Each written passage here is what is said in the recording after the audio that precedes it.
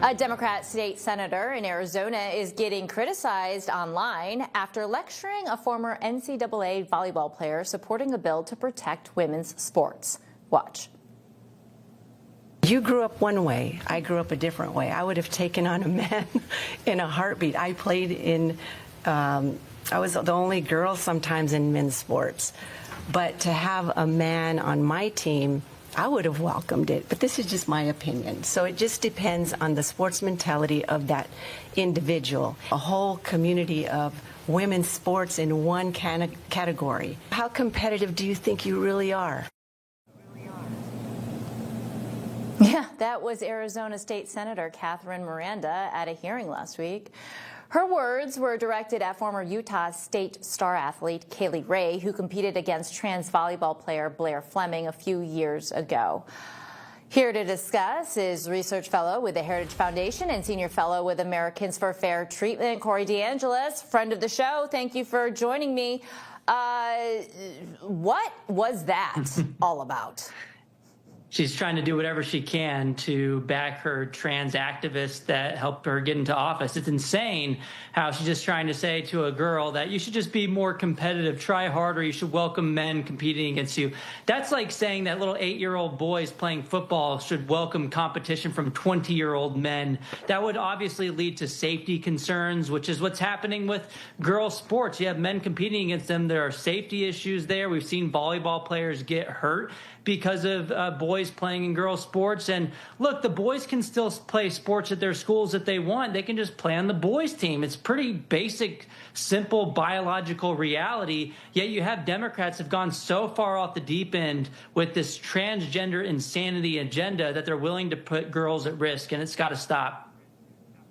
Well, we know it's a political loser for them, so keep riding that train, I say to Democrats, because it's not a winner. But now I'm going to shift gears to Virginia. There's outrage in Fairfax County right now, in Fairfax County, Virginia, after an 18-year-old student who is an illegal immigrant has been charged with groping several girls at a Fairfax County high school. The student, Israel Flores Ortez, is almost 19, but is in the 11th grade.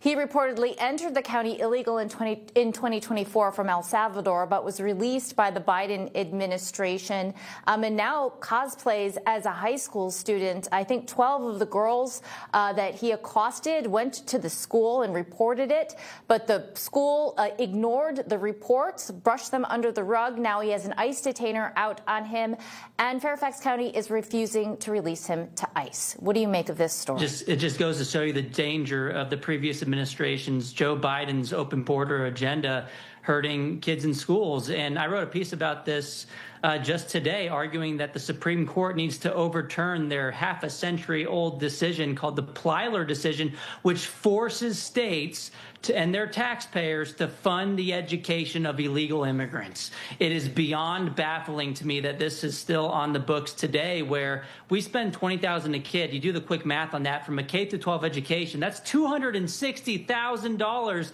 that taxpayers are being forced to fund for the education of an illegal immigrant. That just creates this cycle of dependence, and it creates a magnet for more illegals to come in to get more goodies and taxpayer benefits.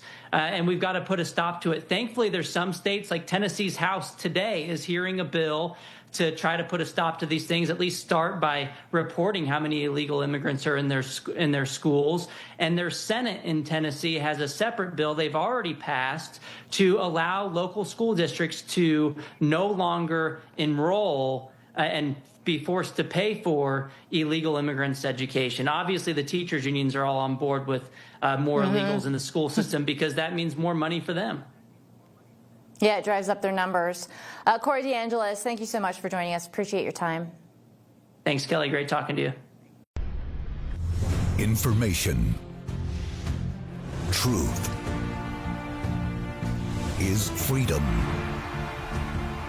Is Newsmax. It's real news for real people.